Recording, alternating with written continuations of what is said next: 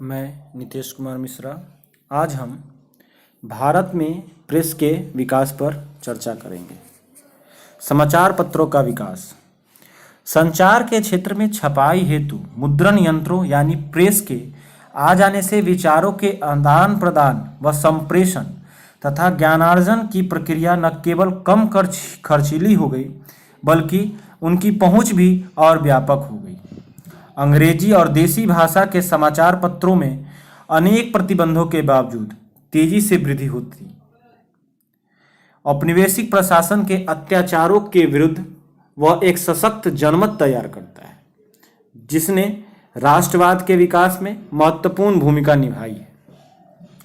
भारतीय समाचार पत्रों का इतिहास यूरोपीय लोगों के आने के साथ ही आरंभ होता है। भारत में प्रिंटिंग प्रेस की शुरुआत 16वीं सदी में उस समय हुई जब गोवा के पुर्तगाली पादरियों ने सन 1557 ईस्वी में एक पुस्तक छापी।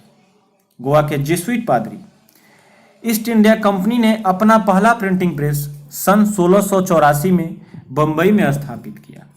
लगभग 100 वर्षों तक कंपनी के अधिकार वाले प्रदेशों में कोई समाचार पत्र नहीं छपा क्योंकि कंपनी के कर्मचारी यह नहीं चाहते थे कि उनके अनैतिक, अवांछनीय तथा निजी व्यापार से जुड़े कारनामों की जानकारी ब्रिटेन तक पहुंचे। इसलिए भारत में पहला समाचार पत्र निकालने का प्रयास कंपनी के असंतुष्ट कर्मचारियों के द्वारा ही किया गया। सन 1766 में कंपनी के असंतुष्ट कर्मचारी विलियम बोल्टस ने अपने द्वारा निकाले गए समाचार पत्र में कोर्ट ऑफ डायरेक्टर्स की नीतियों के विरुद्ध लिखा, लेकिन बोल्टस को शीघ्र ही इंग्लैंड भेज दिया गया। कालांतर में भारत में स्वतंत्र तथा तटस्थ पत्रकारिता के क्षेत्र में प्रथम प्रयास जेम्स अगस्टस हिक्की द्वारा सन 1780 में किया गया। उसके द्वारा प्रकाशित प्रथम समाचार पत्र का नाम बंगाल गजट था अथवा उसी का नाम द कलकत्ता जनरल एडवर्टाइजर था। शीघ्र ही उसकी निष्पक्ष शासकीय आलोचनात्मक पत्रकारिता के कारण उसका मुद्रालय जब्त कर लिया गया। सन 1784 में कलकत्ता गजट, सन 1785 में बंगाल जनरल तथा the oriental magazine of Calcutta अथवा द कलकत्ता एम्यूजमेंट 1788 में मद्रास कुरियर इत्यादि अनेक समाचार पत्र निकलने आरंभ हुए। जब कभी कोई समाचार पत्र कंपनी के विरुद्ध कोई समाचार प्रकाशित करता तो कंपनी की सरकार कभी कभी पूर्ण सेंसरशिप की नीति भी लागू कर देती थी और तथाकथित अपराधी संपादक को निर्वासन की सजा सुना दिया करती थी। गंगाधर भट्टाचार्य द्वारा सन 1861 में प्रकाशित बंगाल गजट किसी भी भारतीय द्वारा अंग्रेजी में प्रकाशित पहला समाचार पत्र था। दूसरी ओर हिंदी में प्रकाशित प्रथम समाचार पत्र उदान मार्तंड था, जिसका प्रकाशन 1826 में कानपुर से जुगल किशोर ने किया। सन 1818 में मार्शमैन द्वारा बांग्ला भाषा में दिग्दर्शन नामक मासिक पत्रिका का प्रकाशन आरंभ किया गया। राजा राम मोहन राय पहले भारतीय थे जिन्होंने राष्ट्रीय प्रेस की स्थापना का श्रेय भी दिया जाता है। राजा राम मोहन राय ने 1821 ईस्वी में साप्ताहिक पत्र संवाद कौमुदी और सन 1822 में फारसी पत्र मिरात उल अखबार का प्रकाशन कर भारत में प्रगतिशील राष्ट्रीय प्रवृत्ति के समाचार पत्रों का शुभारंभ किया। सन 1851 में दादा भाई नौरोजी के संपादकत्व में बंबई से एक गुजराती समाचार पत्र रफ्त गोफ्तार का प्रकाशन आरंभ हुआ। इसी समय 19वीं शताब्दी के महान भारतीय पत्रकार हरीश चंद्र मुखर्जी ने कलकत्ता में हिंदू पैट्रियट नामक पत्र का प्रकाशन किया।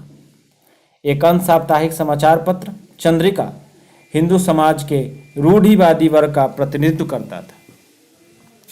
भारतीय स्वामित्व वाले समाचार पत्र की संख्या और प्रभाव में 19वीं शताब्दी के परवर्ती काल में तेजी से वृद्धि आती है।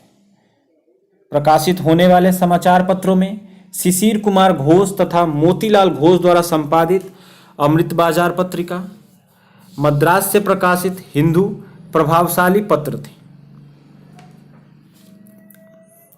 देसी भाषाओं के प्रेस पर लगे प्रतिबंधों से बचने के लिए अमृत बाजार पत्रिका ने तत्काल एक अंग्रेजी समाचार पत्र का रूप ले लिया था।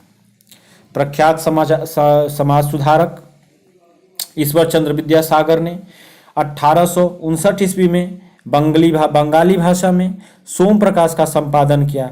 यही पहला ऐसा समाचार पत्र था जिसके विरुद्ध लीटन का वर्नाकुलर प्रेस एक्ट लागू हुआ था।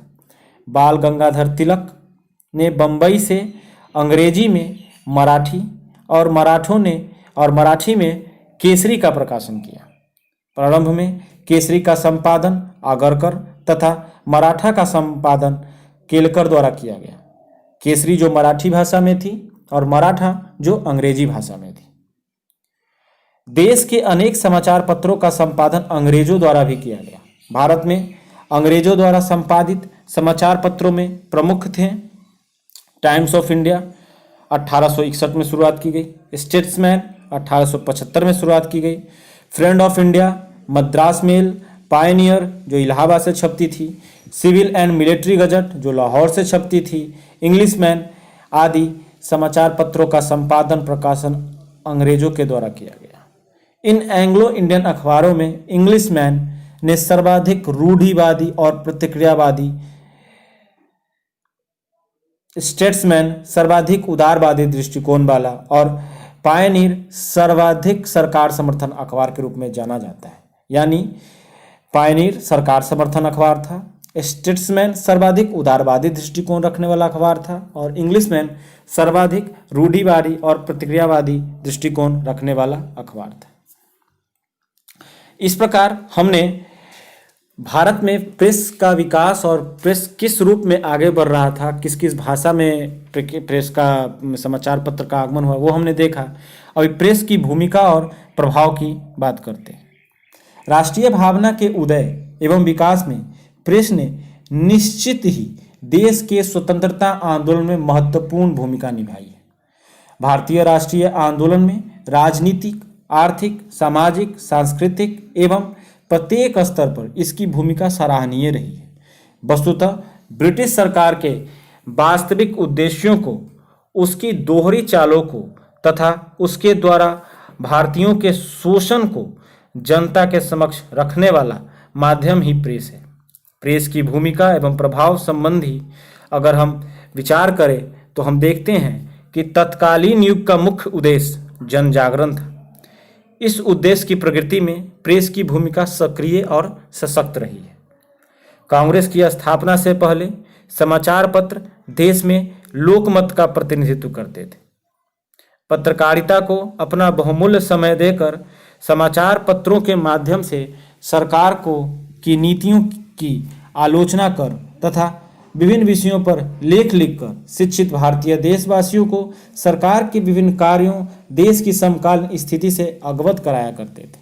भारतीय समाचार पत्रों ने लोगों को सर्वाधिक शिक्षित करने का काम किया है। राजनीतिक शिक्षा देने का जिम्मा उनके ऊपर, अपने ऊपर ले लिया था। कांग्रेस की मांग को बार बार दोहराकर प्रेस सरकार तथा जनता को प्रभावित करने का भी काम कर रही थी।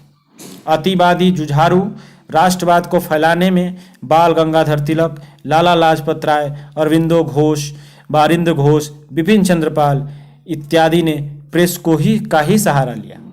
सर्वाधिक उल्लेखनीय रूप में राष्ट्रीय आंदोलन को लोकप्रिय बनाने में समाचार पत्रों के अमूल्य योगदान को नकारा नहीं जा सकता है। इन पत्रों के संपादकों एवं आम जनता के बीच भावनात्मक एकता एवं सहानुभूति का संबंध कायम हो चुका था। यह कहना भी गलत न होगा कि जनमत का निर्माण एवं विकास भारतीय भाषाओं पत्रों की स्थापना एवं विकास के परिणाम स्वरूप ही संभव हो सका है। अभी हमने प्रेस का विकास और प्रेस की भूमिका और प्रभाव पर चर्चा की। धन्यवाद।